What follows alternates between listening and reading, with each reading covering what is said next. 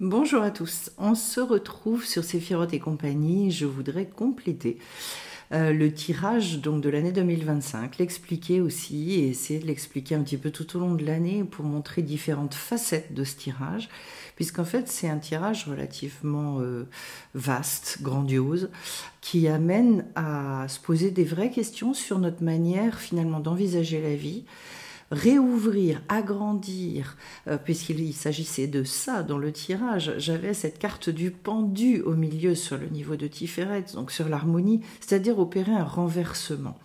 Et donc finalement aller aussi à la découverte de l'inconnu, d'une part de nous-mêmes, de notre identité. Et là, je vais aborder aujourd'hui, en lien d'ailleurs avec la paracha de la semaine, je vais aborder une chose fondamentale. C'est notre positionnement par rapport à la spiritualité. À savoir, qu'est-ce que et comment est-ce que moi j'envisage la spiritualité dans ma vie? Est-ce que j'y vois deux mondes complètement séparés, c'est-à-dire, oui, des aspirations, des valeurs, mais finalement je n'arrive pas à emboîter ça dans ma vie réelle. Comment est-ce que je vais pouvoir vivre ça? Est-ce que finalement ce que beaucoup peuvent appeler le monde invisible, ce qui souvent est très évanescent, très... Voilà, qu'on ressent un petit peu, mais sur lequel on a du mal à mettre des mots, d'abord parce qu'il y a beaucoup d'ignorance, parce que souvent on n'est pas attaché à une tradition, et donc à un monde qui paraît, et qui est extrêmement mystérieux, et donc comment je vais pouvoir finalement emboîter les deux, et faire en sorte que ça ait des résultats, un impact réel sur ma vie, que ma vie concrète, elle change. Puisqu'en fait, le but réel de toute spiritualité, c'est bel et bien de réussir soi à s'épanouir, à se réaliser et à opérer des transformations aussi dans ce monde, ne serait-ce que parce qu'on va réussir à accéder à cette existence. Et là, il y a un gros souci. Il y a un gros souci parce qu'en fait, je dirais des méthodes toutes faites, ça n'existe pas. Ça n'existe pas pour une raison extrêmement simple, c'est que chaque individu vient lui-même pour exprimer une chose qu'il ignore. Pourquoi il l'ignore? Et c'est pour ça que j'ai beaucoup de personnes qui me disent « mais c'est quoi ma mission de vie ?» Et fondamentalement, quelle est mon identité? Et quand on pose une question extrêmement simple, qui est la question en fait « qu'est-ce que je veux ?» et que je fais faire cet exercice-là, parfois en stage, et que là on s'aperçoit, mais en fait je n'ai pas défini véritablement les choses. Pourquoi? Mais parce qu'en fait je manque aussi de connaissance de moi-même, parce que là où j'en suis avec ce que j'ai expérimenté, j'ai envie de choses nouvelles. Donc si c'est nouveau, eh bien par définition, je ne sais pas ce que c'est. Et là... Et c'est pour ça que moi je travaille beaucoup avec la tradition hébraïque et notamment Rabbi Nachman de Breslev. Rabbi Nachman, qui a vécu il y a plus de 2 siècles, vient à notre secours, on va dire, et vient expliquer énormément de choses. C'est principalement avec ce sage que je travaille aujourd'hui, mais pas que. Et donc, il vient nous expliquer comment on peut justement découvrir cette identité qui ne peut se découvrir qu'au fur et à mesure, au fil des avancées, des changements de niveau de conscience. C'est-à-dire, en fait, il y a des prises de conscience qui vont être tellement puissantes qu'à un moment donné, je vais réussir à changer mes comportements, je vais réussir à vivre différemment, je vais réussir à retrouver de l'espoir là où j'en avais plus, je vais réussir également à gagner en confiance. Et petit à petit, va se découvrir, la lumière se fait sur une partie de moi que j'ignorais totalement et qui va réussir à s'exprimer. Au début, elle va demander à s'exprimer, c'est-à-dire qu'il y a quelque chose qui naît. Et en fait, cette année, pourquoi c'est si important? Parce que cette année, il y a un positionnement à opérer par rapport à ce phénomène-là. Jusqu'où est-ce que je vais réellement me dire, cette fois-ci, je ne laisse pas ça de côté. C'est extrêmement souffrant de vivre comme ça. Et les inclassables le savent bien. Parce qu'en fait, cette partie de nous, d'abord, je le redis, on est dans l'ignorance de cette partie-là, qui ne se découvre qu'au fur et à mesure, quand on se laisse guider. Et quand on y renonce, souvent, il y a une forme de mise en retrait. Cette mise en retrait, elle opère beaucoup de frustration, énormément de souffrance. Elle va générer finalement une sensation d'échec de sa vie. Tout simplement parce qu'en fait, on n'est pas véritablement dans sa vie, on n'est pas dans son identité. Et donc, c'est pour ça qu'il y avait également dans le tirage le fait d'oser. Oser quelque chose de complètement neuf. Oser aller vers cet inattendu, se surprendre soi-même. Ce sont des concepts qu'on entend comme ça de ci, de là, mais qu'on a beaucoup de mal à vivre. Oui, c'est une jolie idée, c'est mignon comme ça, voilà. On peut toujours se le dire, mais concrètement, comment est-ce qu'on vit cette chose-là ? Eh bien, une des premières choses, et c'était vraiment l'objet de la paracha de la semaine, c'est qu'il va falloir commencer à communiquer avec ce monde de l'invisible. Communiquer, ce monde-là communique avec nous, et on le sait. Est-ce qu'on y a accès ? La plupart du temps, non. Parce que petit à petit, ça veut dire qu'il va falloir opérer, je dirais, déjà une conscience que ce monde nous parle, donc de vivre beaucoup plus en conscience, de vivre ce que la tradition hébraïque appelle la teshuva, c'est-à-dire je reviens vers moi. Je vais être beaucoup plus dans la subtilité des choses. Je vais avoir un mode de lecture de ce que le monde me renvoie qui va me permettre de comprendre, de réorienter, de me rediriger différemment au fur et à mesure pour expérimenter les choses. Parce qu'il y a une chose extrêmement importante.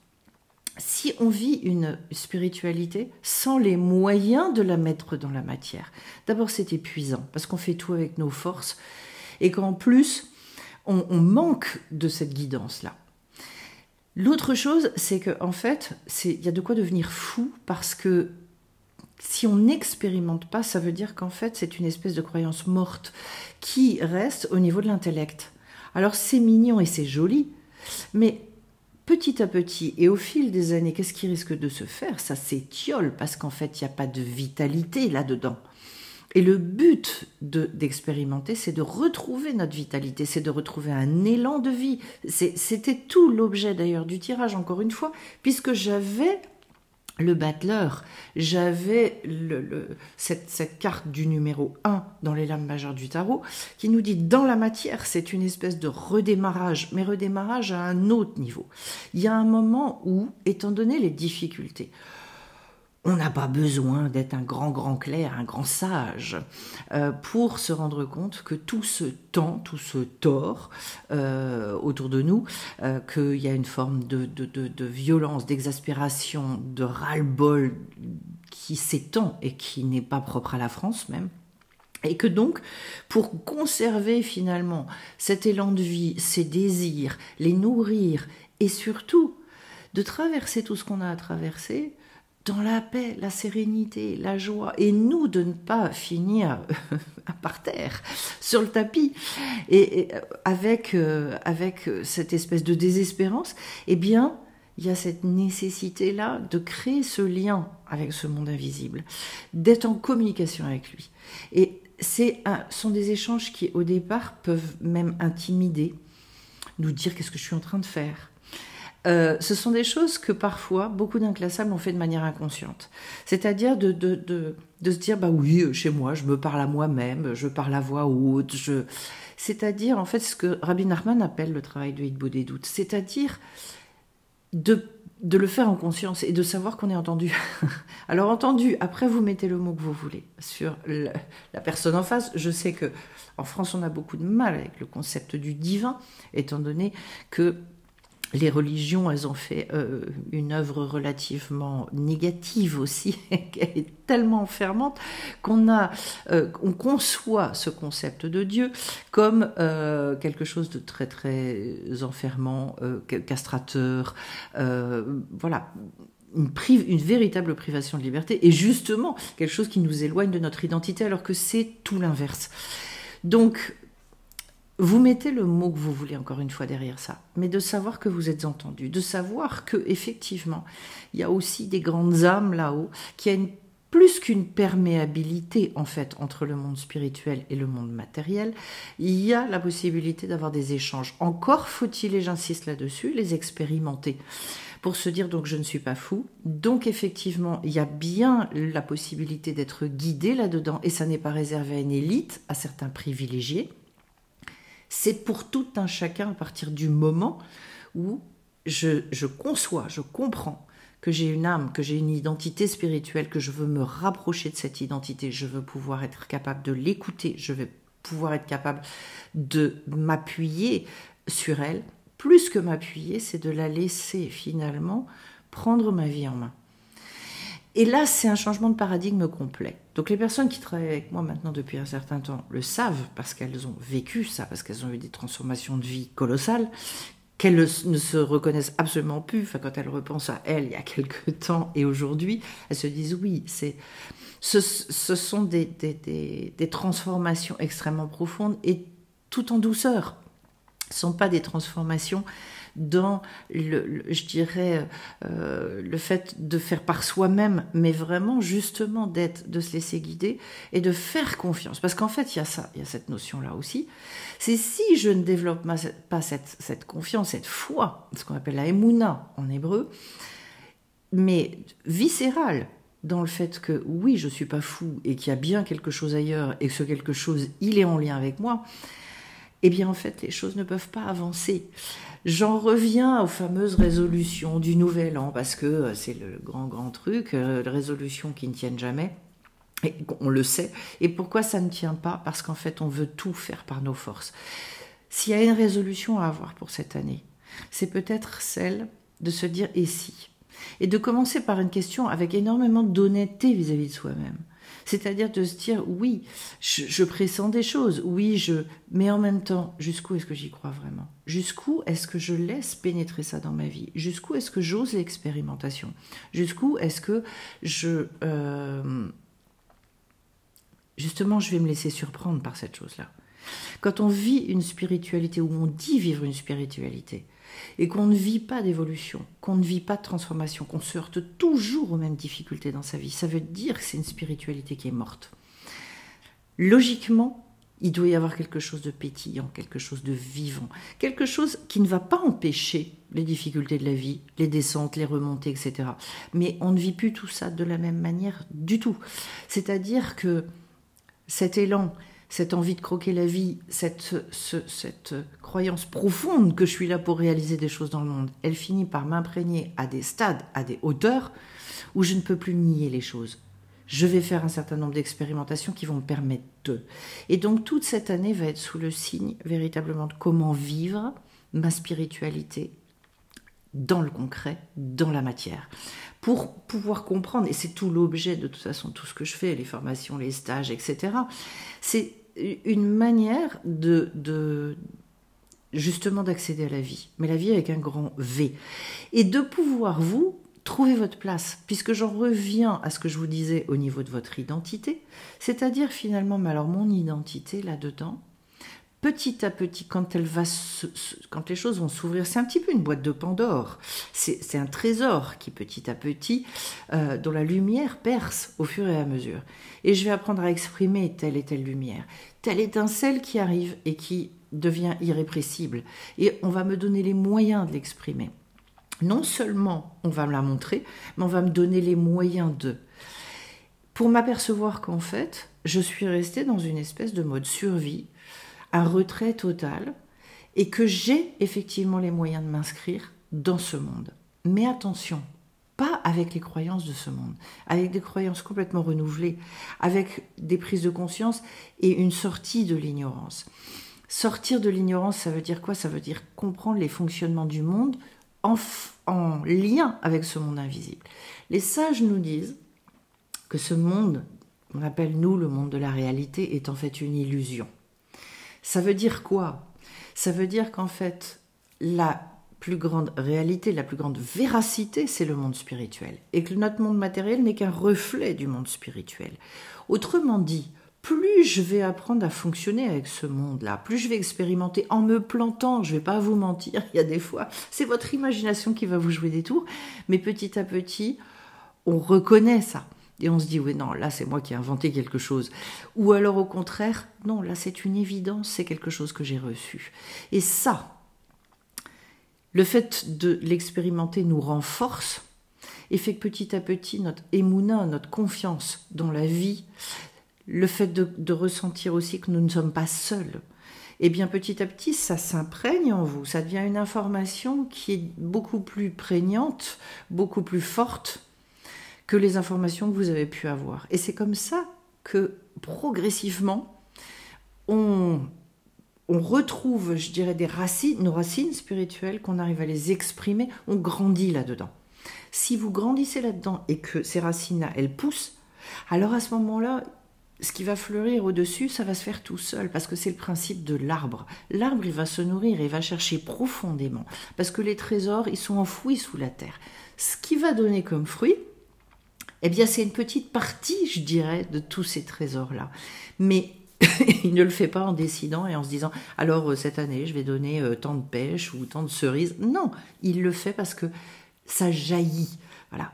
Donc, vous comprenez que tous les efforts de l'homme, tout ce qu'il va devoir mettre en place, c'est le fait d'aller et d'aider cet enracinement-là dans une terre extraordinairement fertile. Donc, nous, la plupart du temps, on fait tous les efforts pour essayer de créer la pomme ou la poire ou la pêche. Mais ça n'est pas à nous de faire ça. Et le souci, c'est qu'en fait, justement, on ignore comment aller faire pousser, aider ces racines à pousser. L'une des premières choses que je peux vous dire, c'est ce travail de Hitbo des doutes. C'est-à-dire de commencer à être en échange, en demande, en questionnement, dans notre plus pure vérité, dans, je dirais, ce qui vous vient extrêmement spontanément.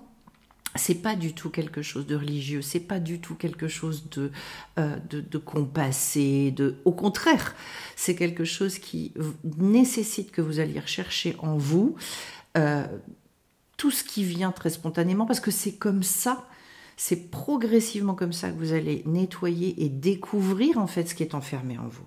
On a besoin, c'est toujours la même notion dans la tradition hébraïque, de casser des clipotes, c'est-à-dire en fait des écorces qui entourent le fruit, qui entourent la graine et qui ont besoin d'être plus que cassées, enfin d'exploser littéralement pour libérer ce qu'il y a à libérer. Voilà, c'est une toute petite partie du programme, mais ce sur quoi j'insiste sur cette vidéo, ça va être le fait d'être dans l'échange, le fait de vider votre cœur, le fait de dire ce que vous avez à dire dans, je dirais, dans une grande fluidité. Même pour ça, vous pouvez demander de l'aide d'ailleurs. Et d'être, je dirais, au début, dans l'attente, qu'est-ce qui va se passer par rapport à ça? Parce qu'en fait, on ne sait pas. N'attendez pas des résultats concrets spécifiques. Ne définissez pas, laissez-vous surprendre par rapport à ça, parce que vous allez vous rendre compte qu'en fait, le monde invisible, Hachem, Dieu, comme vous voulez, il va toujours vous surprendre. C'est pour ça aussi qu'il n'y a pas de redondance, il n'y a pas de chemin, je dirais, modèle. Et que ce qu'il y a d'extraordinaire, c'est de voir qu'à chaque fois que vous allez faire ça, ils vont vous surprendre. Ça va passer par des biais différents. Mais en revanche, c'est ça la vérité. C'est ça qui va vous transformer, parce que eux savent comment ça doit se passer, par quel chemin ça doit passer. Voilà. Donc je vais vous souhaiter, sur cette année, de petit à petit ouvrir cette chose-là, pour justement, je dirais, renaître, créer cet enracinement, découvrir aussi une partie de votre mission, de votre identité, vous renforcer là-dedans et vous dire que ça a plus de véracité, que ça a plus de valeur. C'est d'une richesse extraordinaire par rapport à tout ce qu'on peut vous proposer par ailleurs.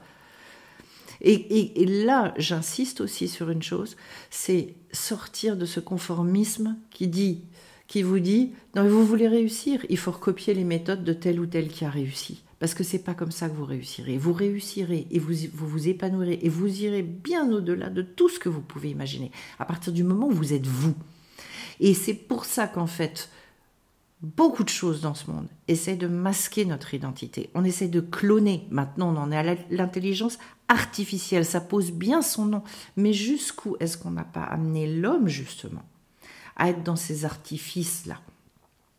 Alors, je vais vous dire, le seul moyen de contrebalancer cette intelligence, cette pseudo-intelligence artificielle, Ça va être quoi?